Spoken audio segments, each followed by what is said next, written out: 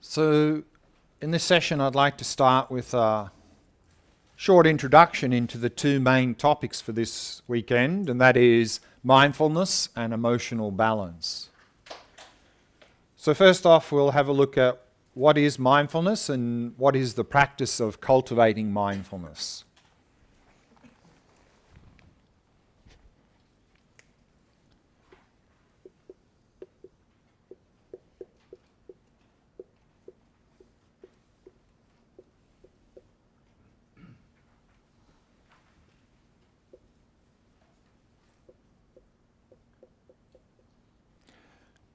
So mindfulness is a translation of the original Sanskrit term smrti, or the Pali word sati. And both of these words literally mean memory, to remember. So mindfulness is our ability to remember the object, to hold or focus on the object without forgetting it, without becoming distracted. So then usually in Buddhism, mindfulness is defined as something like the faculty of sustaining voluntary attention continuously upon a familiar object without forgetfulness or distraction. So that's often how it's defined in such a way. So again, the faculty of sustaining voluntary attention continuously upon a familiar object without forgetfulness or distraction. What we need to appreciate is that in a lot of the modern mindfulness movements and traditions, the word mindfulness has been redefined in a slightly different way. And often in the modern traditions, mindfulness is defined as something like a non-judgmental awareness of whatever is arising in the present moment. Typically, this is how it's defined in modern traditions. Very good thing to do. But this is not exactly how mindfulness is originally defined. So we need to be aware of this difference between how it was originally defined in Buddhism, the idea of memory, remembering to hold the object without becoming distracted, and how it's used in a lot of the modern day traditions. So if we don't understand that there's a difference of how it's defined, we may get some confusion about what mindfulness is. So here, in the Buddhist context, mindfulness again is simply our ability to remember the object, to hold the object without forgetting it, without becoming distracted. Now, the practice of cultivating mindfulness in Buddhism is what's referred to as the concentration practice.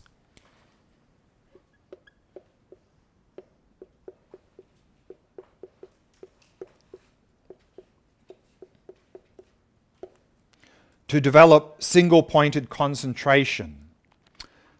The word concentration in Sanskrit is samadhi.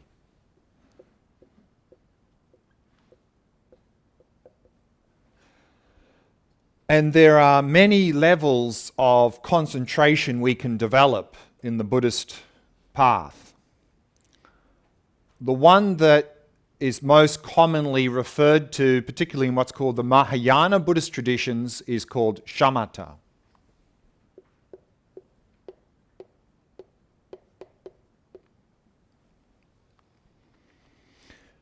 Shamata is a particular level of concentration that we're trying to cultivate through cultivating mindfulness. Again, Shamata is a Sanskrit word, and we can divide that into two parts. Shama means non-discursive or calm. So it's referring to a mind that's calm and not caught up in a lot of discursive thought. Ta means to remain or abide.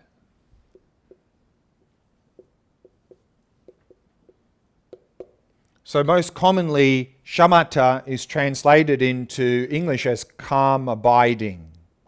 A mind that is not only calm, but abiding on single-pointedly on the object.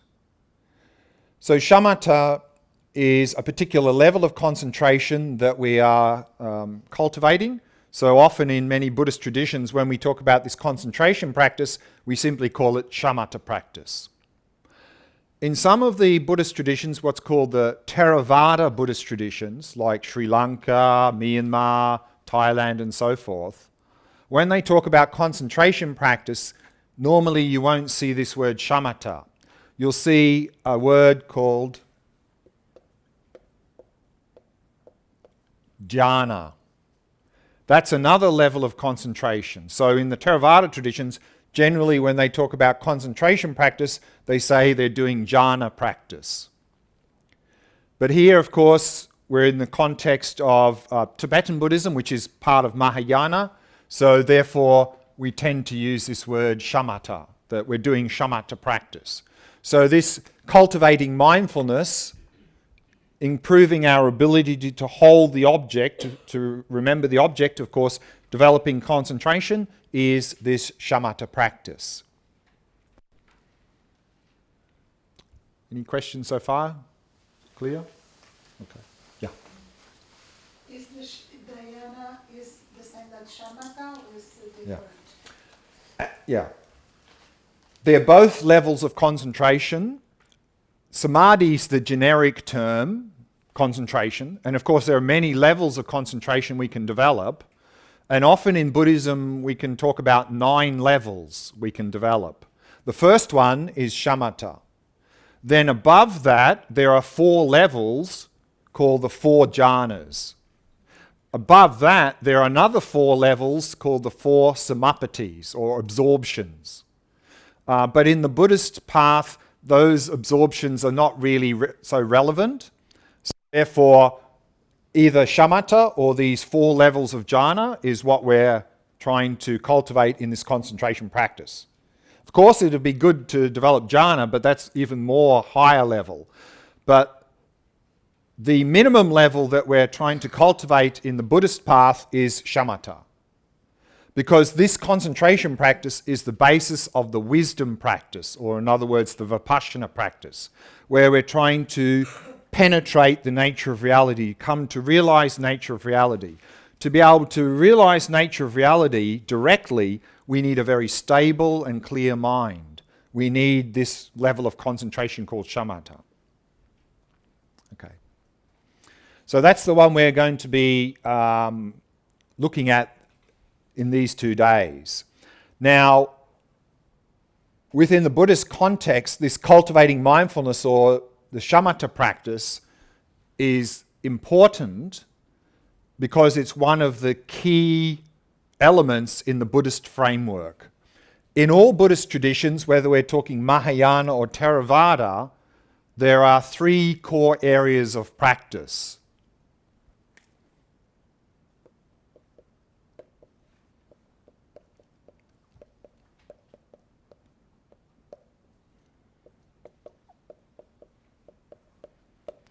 The first area of practice, the foundation in fact, is ethics. In Sanskrit, shila. Is that the basis of all Buddhist traditions is to ethics, is avoid harmful, non-virtuous behavior. On that basis, the second area of practice is this concentration practice.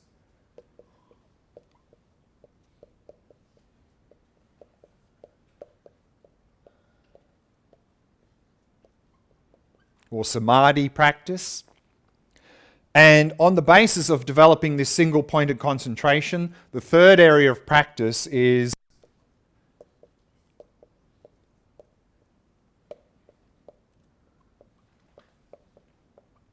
the wisdom practice, or in Sanskrit, prajna. So here, in this context, this concentration practice, or samadhi practice, often we see this word shamatha.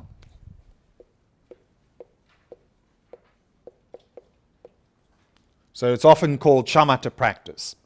And this wisdom practice is about gaining wisdom or understanding, realizing nature of reality. So often this wisdom practice, we use the Sanskrit word vipassana.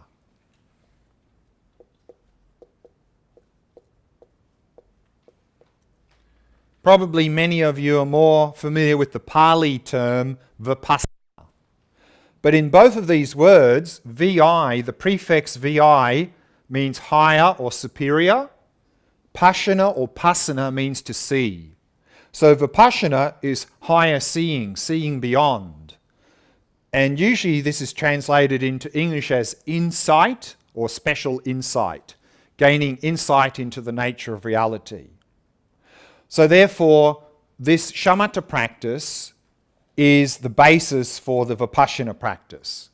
That if we really want to gain an insight into reality, if we want to fully penetrate the nature of reality, realize it directly, we need a very stable and clear mind. We need the mind of shamatha. So shamatha is the basis of vipassana practice. So that's where this cultivating mindfulness fits into the bigger Buddhist picture. But not only is shamatha the basis of vipassana, but shamatha is actually the basis of all other meditation practices. Because if our mind is not very calm, clear and focused, if we're caught up in distraction and dullness, we won't be able to effectively do any of the other meditation practices. For example, this weekend we're going to be looking at the loving kindness and compassion practices. If you want to really cultivate loving kindness and compassion in meditation, you also need a very clear, focused mind. Otherwise, nothing's going to penetrate. You're not going to get anywhere with these practices. So actually, this shamatha practice is the basis of all other practices. And of course, in general, in everyday life, shamatha practice is very helpful. Because shamatha practice is developing our attention skills. So through developing our attention skills, then we'll be more effective in everything we do in our life. At work, at home, at play. We'll have a much more calm mind, less agitation and stress, better mental balance, and also we'll enjoy simple pleasures in life much more than we do now. So there are also a lot of direct benefits in this cultivating mindfulness or shamatha practice for daily life as well. So that's why we need to engage in this shamatha practice. Any questions so far?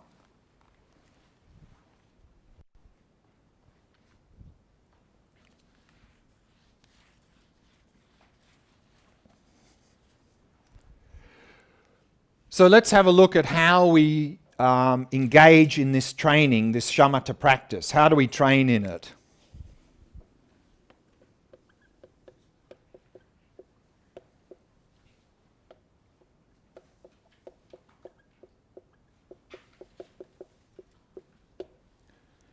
The first thing is we need what's called preconditions, meaning we need to set up our life in such a way to support this practice.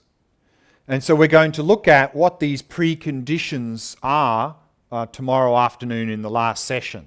How can we set up our life in such a way to give ourselves a good environment and support for this practice? Because this is very important if we want this practice to be effective. And then the actual practice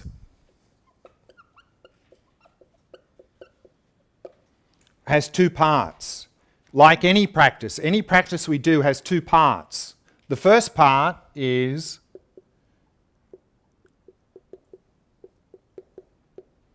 meditation, the actual meditation practice. And the second part of any practice is what we do for the rest of the day, daily life.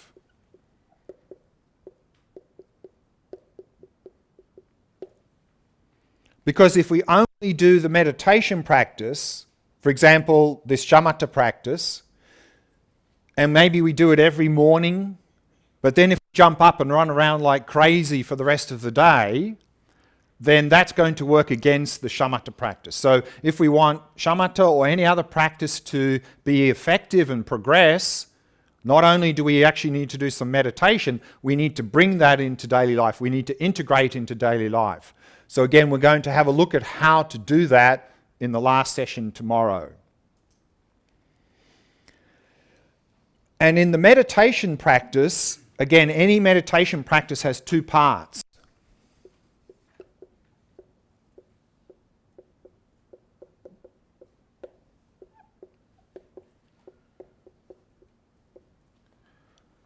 the preparation at the beginning of a meditation, and then the actual meditation session.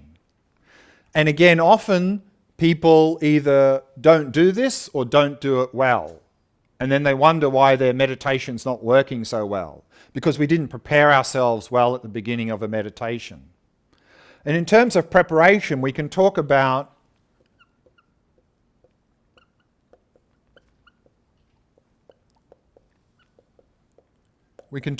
preparing body, speech, and mind. Preparing the body, of course, is in terms of setting up a good posture. Because if we don't have a good posture, then the body is going to create problems and interference in our practice. And in terms of posture, two things are very important. One is to keep the back nice and straight, because if the back's not straight and we're sort of hunched over like this, probably going to get very sleepy, drowsy. So keeping the back straight. And the second important thing in posture is to allow the entire body to become completely relaxed. And then very briefly, in terms of how to sit, often in the meditation texts, they talk about, with the legs, do the full lotus. You have each foot on the opposite thigh, but I think for us in our modern society, we're not very flexible, very difficult. Another option then is the half lotus, where you have one foot on the thigh and the other one underneath, but again, for most of us, probably not so easy. And then so most of us just sit cross-legged, which is fine. But many of us are very stiff in the knees and the hips and the groin. So when we sit cross-legged, we often end up sitting here like this, knees pointing up in the air. So that's not good for two reasons. One is it's not very stable. And secondly, often then we have a lot of strain in the lower back and in the groin, a lot of pain, because we're not very flexible. So if you're sitting here like this, then we need to have more cushions. Sit on more cushions so that the knees are at least level with the hips, ideally the knees touching. If the knees are touching, we have 3 points of contact. That's very stable. If we're like this, also what happens is we're constantly having to straighten our back and it's collapsing. And so again, that's a sign that we're too stiff here. So have enough cushion so the knees are at least level, ideally touching, and that the back is naturally straight. We're not straining to keep it straight. So just keep adding more cushions. Now, some people have knee problems and they find sitting cross-legged is painful, maybe damage their knees or so forth. Then another alternative is using a meditation stool. So people sometimes use a little meditation stool where you tuck your legs underneath so they're not sitting cross-legged. So that can be very useful. Some people find that even painful, so then we can sit in a chair is also okay. Now, most chairs, of course, are not really designed for meditation. They're designed so we can sort of slouch in them. So slouching in the chair, of course, is not going to be very helpful. So if it's a type of chair where we end up sort of slouching, you may like to have a little cushion in the lower back to support the lower back so the back is straight, so you're not collapsing into the chair. And then, of course, just your feet flat on the floor if you're sitting in a chair. Now, what to do with the hands? Generally in Tibetan Buddhism, what's often taught is you place your right palm in the left, thumbs touching, resting in your lap. And that is symbolizing the two main wings of practice of wisdom and compassion. And the fact the thumbs are touching is symbolizing to practice wisdom and compassion together, resting like this. Some people find that not so comfortable. Another option, you just put your hands on your knees. That's fine as well. And the head position, if it's too low, of course, we get drowsy. If it's too high, maybe agitated. So the head position is such that if you're sort of looking straight ahead, actually you're looking slightly downward. So that's sort of the best head position. And of course, to keep everything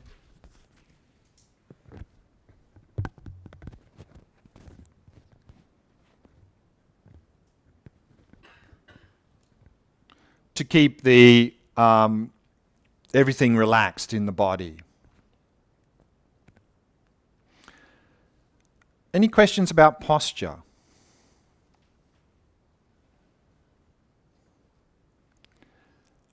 One thing we're going to do actually in the session this afternoon is we're going to use what's called the Shavasana posture. Shavasana, of course, from the yoga tradition is to lie flat on your back, feet a little bit apart, arms a bit away from the body, palms facing upwards. And this is also a valid posture for meditation, particularly if you have back problems and even sitting in a chair is painful, or maybe you're very physically tired, or you have some illness or injury where you can't sit upright. So then you can lie down to meditate. So we're going to practice that a little bit in the last session today. And also this posture can be a very useful way of transitioning to sleep. And I'll talk a little bit about that later as well. Now, one more thing, or two more things, and then we'll look at the emotional balance introduction. The first is, so this is preparing the body. Preparing the speech is about mental chit-chat. Sometimes we come into meditation with a lot of things going on in our mind, often a lot of negativity in our mind. And of course, we want to set a good motivation, but it's hard to move from a negative state of mind to a positive state of mind. So if you come into meditation with that sort of agitated negative state of mind, what can be very helpful is what we actually did in the last meditation, and that is to do a little breathing exercise as part of the preparation. Some traditions here talk about, as we did, taking 3 deep breaths. Some traditions talk about counting 21 breaths. And in the Tibetan tradition, they often talk about what's called the 9-round breathing exercise. And that is a very elaborate breathing exercise, often involving a lot of visualization. So whether you're doing 3 deep breaths, 9-round breathing exercise, counting 21 breaths, all of those exercises at the beginning of a meditation have the same purpose. The purpose is to let go of any negative state of mind and bring the mind into a neutral state. Because by focusing on a breathing exercise, we can start to let go of that negativity in the mind. And then preparing the mind, of course, is about bringing the mind into the present moment and setting a good motivation. The actual meditation practice, here in the Shamata practice, we're going to look at 4 things.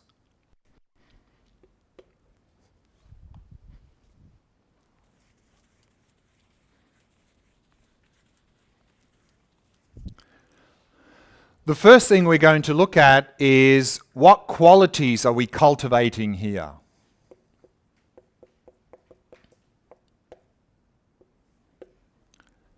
The second point we're going to look at is what object should we focus on in this practice? Because we're going to focus on a single object, but what object should we focus on?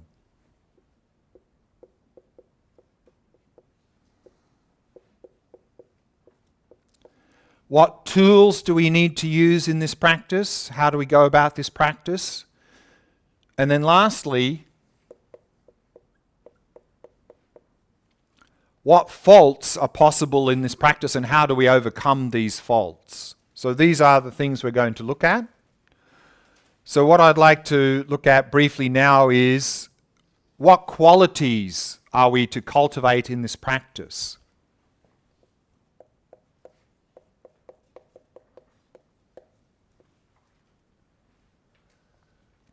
Generally in the meditation texts, they talk about 2 qualities.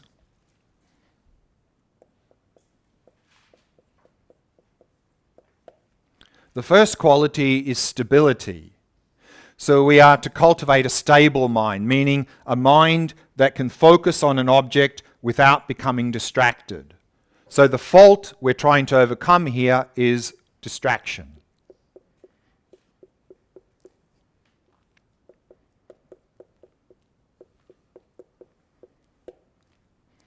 But not only do we want a stable mind, a mind that can focus on an object without becoming distracted, but also we want to be able to focus in a very clear way. So second quality is clarity.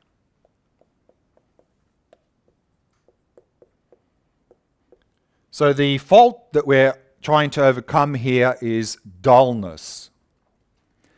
So these are the 2 qualities that are usually described in the meditation texts. But here I always like to add a third quality that normally you won't see in the meditation texts. But it's something I think in our modern society we really need to pay attention to. And that is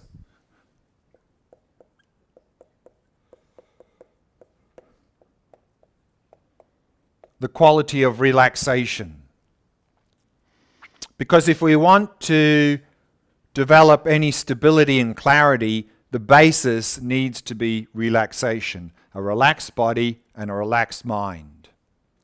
Now, unfortunately, in our modern society, particularly in our modern society, we lead very busy lives, very agitated, constantly bombarded by stimulus. Our minds tend to be very agitated and chaotic.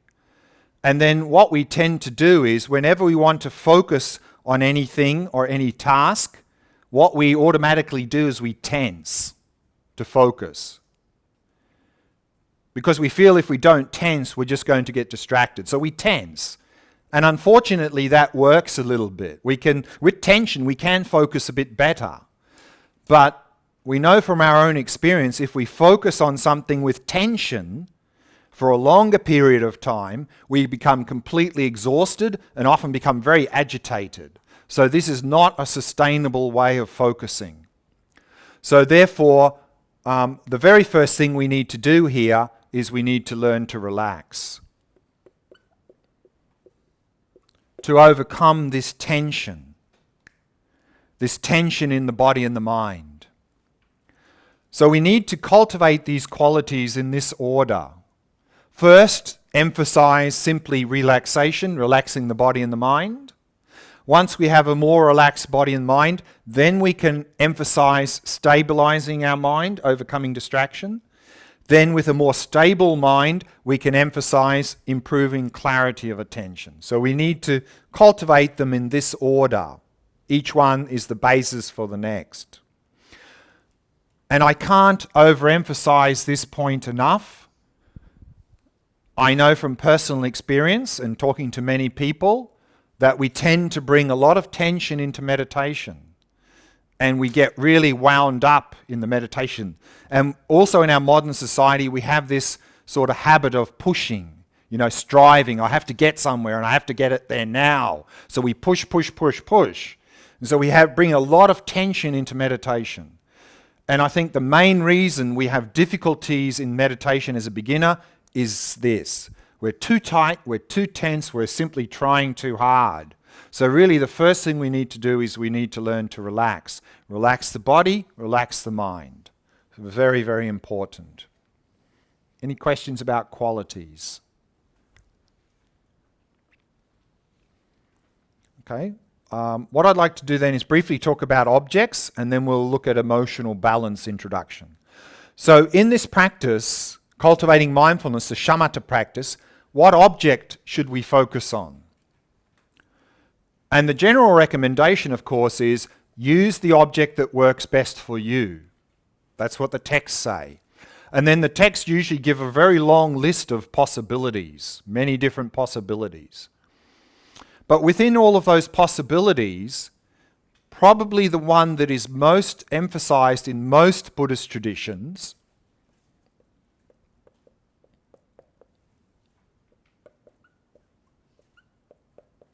is the breath, the physical sensations of the breath.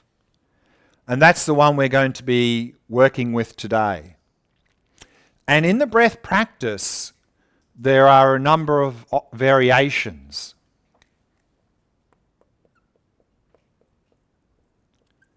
The one that we're going to look at the beginning of the next session is what's called the full body breath practice.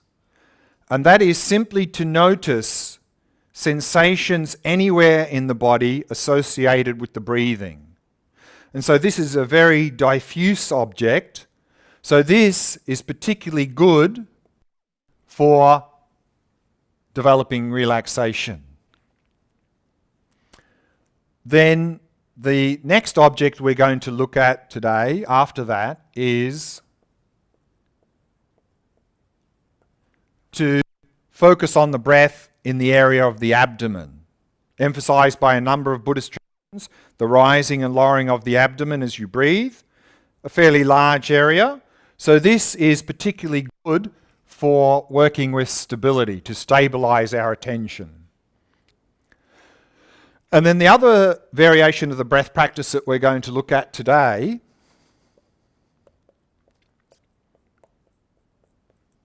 is to focus on the breath at the entrance of the nostrils here.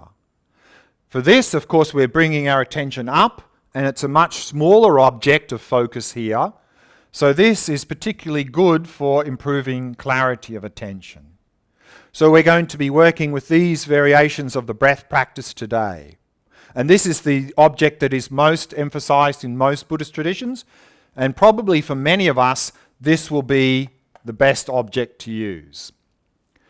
But also in these 2 days, tomorrow specifically, we're going to look at 2 other objects that are particularly beneficial for us in our modern society.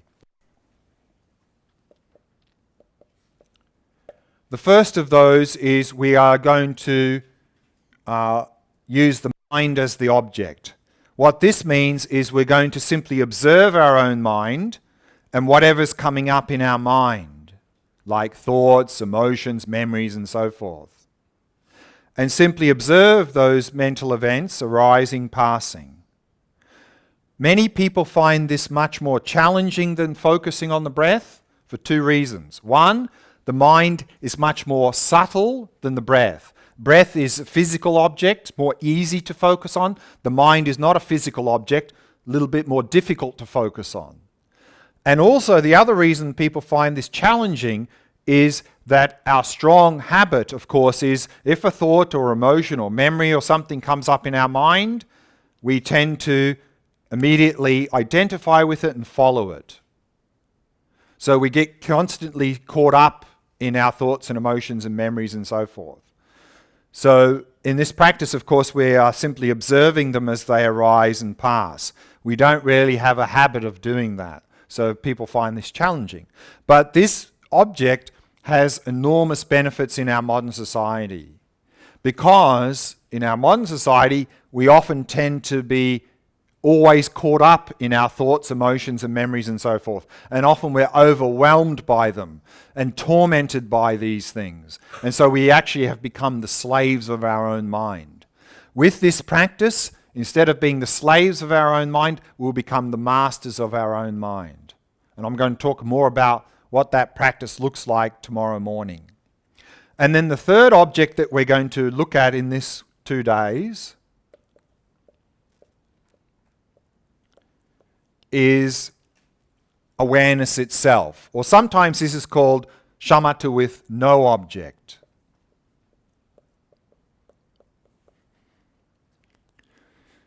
Because here we are aware of the breath.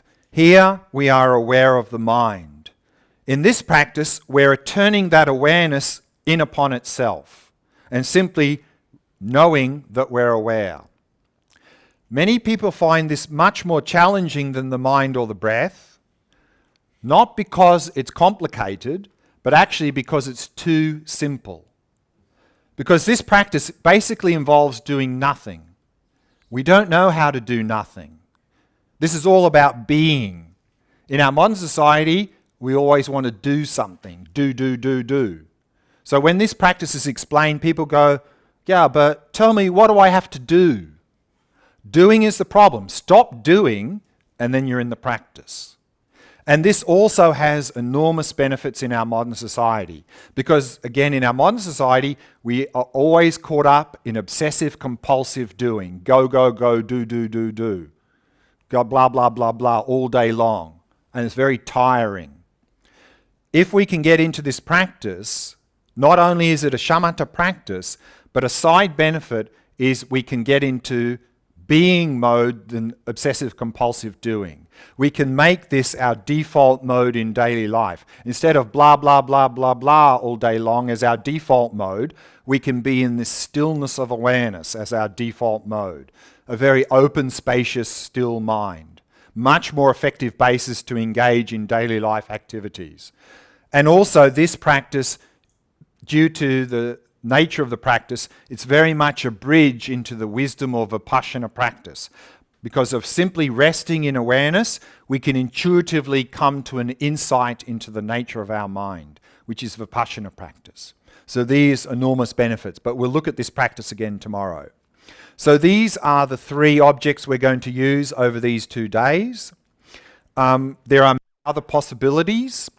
For example, in some schools of Tibetan Buddhism, when they talk about Shamata practice, the object that is normally talked about is a mental image of a Buddha. That you imagine a Buddha in front of you and focus on that mental image. Many people find that very difficult for 2 reasons. 1, usually we're not very good on visualizing. 2, we don't really know what a Buddha looks like. So very difficult object. But some people who are naturally gifted in visualization really like this.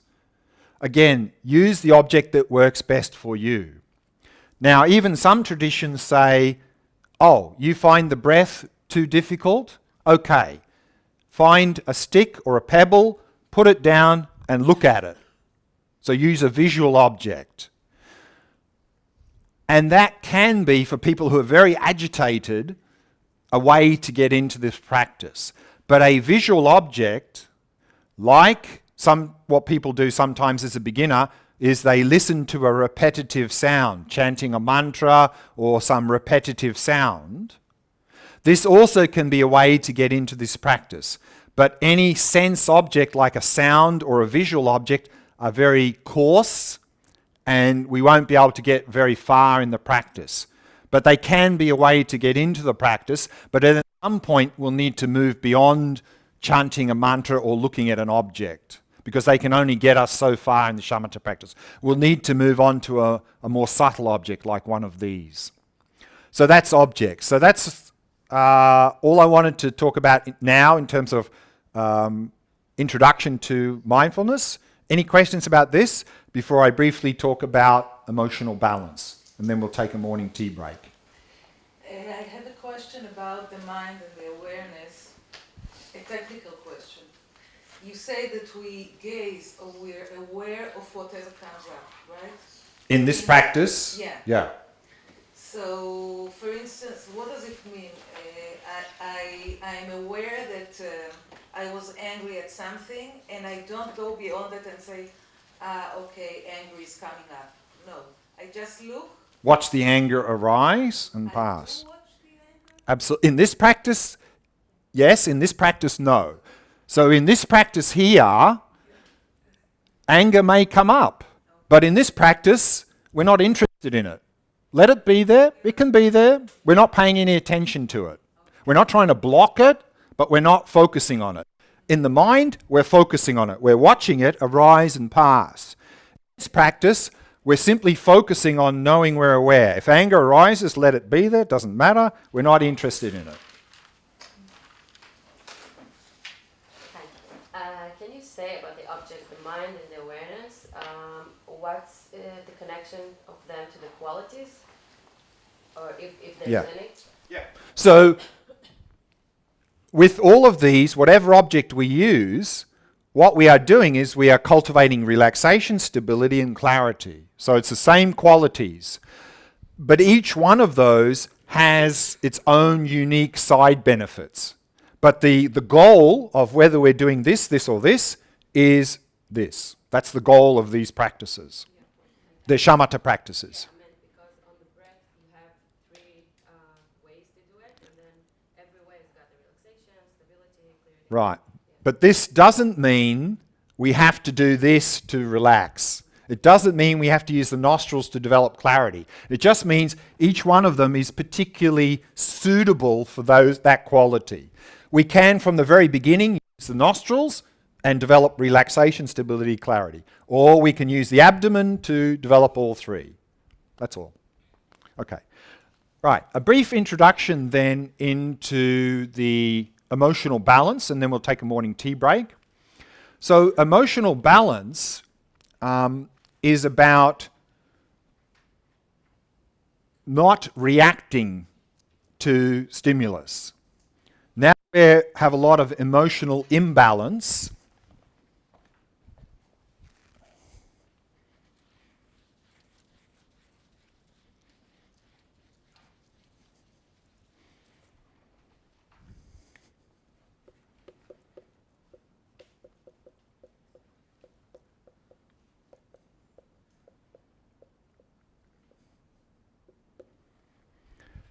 And we either, when a stimulus comes, we either react to that stimulus, which is what we normally do, or sometimes what we tend to do is if there's too much stimulus, we just cut, we shut down, we just sort of block, we just sort of, shut down, so it's not even registering.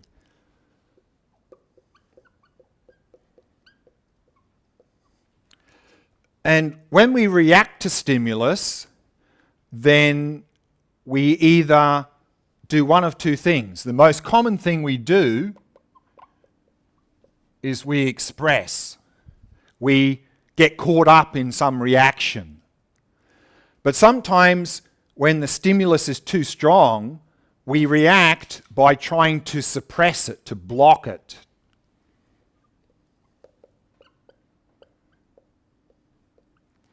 So, of course, all of those, getting caught up, reacting, trying to suppress, and cutting, shutting down, are not very healthy.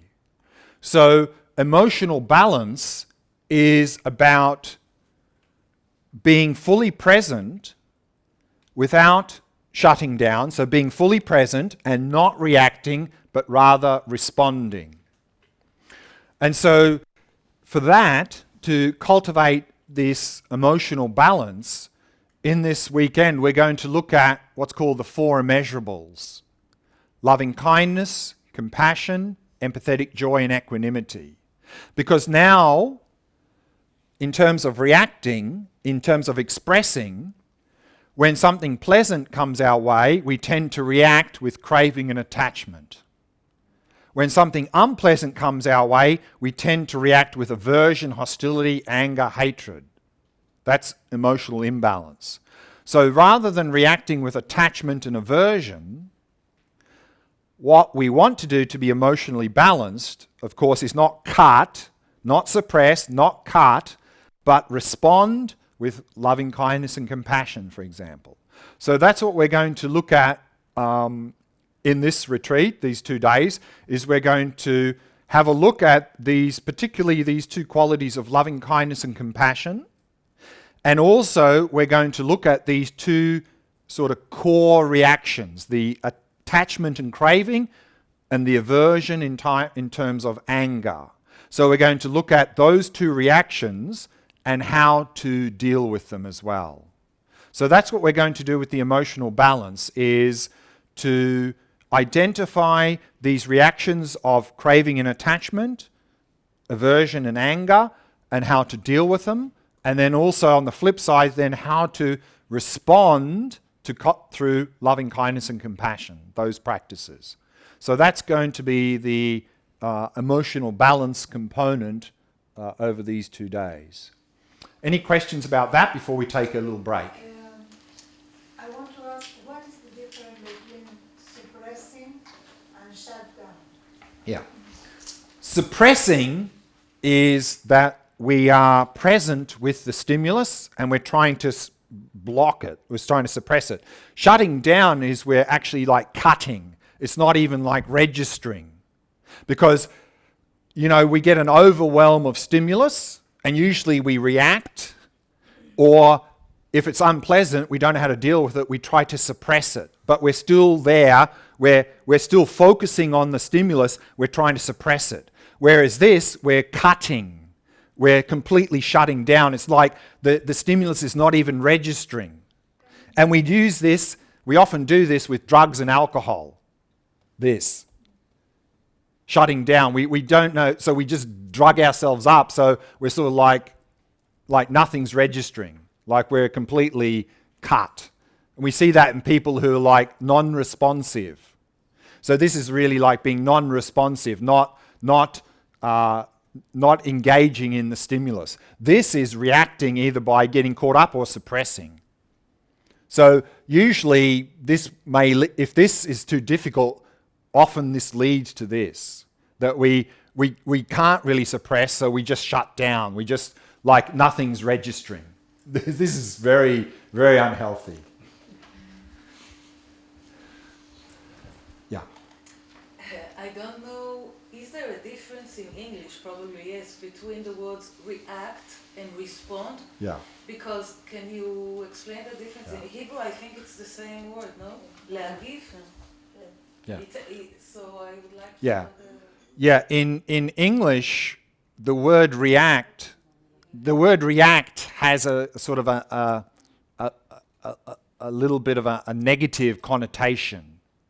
When you say you react to something, usually it means you're not responding in a very good way. Whereas the word respond usually has a very positive connotation. So in English, there is quite a difference between react and respond. React is again, usually in the Buddhist perspective, react means if it's pleasant, attachment. If it's unpleasant, aversion. That's reacting in an unhealthy way. Responding means in a healthy way, that instead of reacting with attachment and aversion, you respond with loving kindness and compassion. So certainly in English, the word react and respond has this sort of distinction usually. React is usually unhealthy, responding is usually healthy. May I offer another explanation which I think might help her? That I think reacting is when it's more like intuitive and not really what we mean. It's more like what we do without thinking about it, like more what animals do. Spontaneous? Yeah, that's true, but this is true, but we need to be careful here because now we react because of habit, bad habits. So we want to, in emotional balance, we want to change those habits so spontaneously we respond. So it's not like reacting is spontaneous and responding is thinking. For us now, we need to think about responding because we don't have that habit. But what we're wanting to do is to change those habits so that we instinctively respond with loving kindness and compassion spontaneously rather than spontaneously reacting with attachment and aversion. But yes, you're right that at the moment, what's spontaneous for us is attachment aversion, and we have to think about loving kindness and compassion. But if we just leave it at that, it's always going to be a struggle. That's why the Vipassana practice is important, because with the Vipassana practice, we're changing our habits, and we're going to then at some point, we're going to find that if it's a difficult situation arises, instead of instinctively reacting with aversion, we'll instinctively respond with compassion. That's sort of the goal. Okay. Any other questions? Yeah. To the very beginners, do you recommend to start with a visual object, like a candle or whatever, and then to switch to other objects like breathing or whatever you... Again, the general recommendation is use the object that works best for you. So what I would recommend as a beginner is try each of these variations, but not just once. You know, you have to give it a little bit of a trial. So you may try something for every day for a week or 10 days and then see whether you can start to get into it. If you can, and then you can move into that. And in terms of selecting an object, it's not only what is easiest for us, but also we need to be enthusiastic about it. Because maybe the breath is easiest for us, but we find it boring. If we're not enthusiastic about it, we're not going to get anywhere. Same as everything in our life. If we're not enthusiastic about something, we're not going to be persistently engaging in it. So as part of selecting the object, we also need to pick an object that we're enthusiastic about. Because many people find the breath easy, but often many people find it boring. As a beginner, the breath is not boring. What's boring is our craving and attachment goes, that's boring. Craving and attachment's always looking for something exciting. But actually, if we even get into the breath, if we get into that practice, I think you'll find it very interesting. Very interesting. But craving and attachment, of course, goes, oh, no, that's boring. I don't want to do that. So, yeah, again, I would recommend that using a visual object or a repetitive sound to really only use that if you find all of these others are completely impossible, that our mind is completely agitated. Again, we should not expect that when we go to the breath that we'll be able to focus on it well as a beginner. No one can do that. So it's not like, oh, I can't focus on my breath for more than 5 seconds, therefore give that away. That's basically where everyone starts, is that as a beginner, generally, you will not be able to focus on your breath for more than 5 seconds. That's normal. So you shouldn't think, therefore, the breath is no good for me. You know? Okay. So let's take a morning tea break and come back at 11:15. So we've got about 20-25 minute tea break.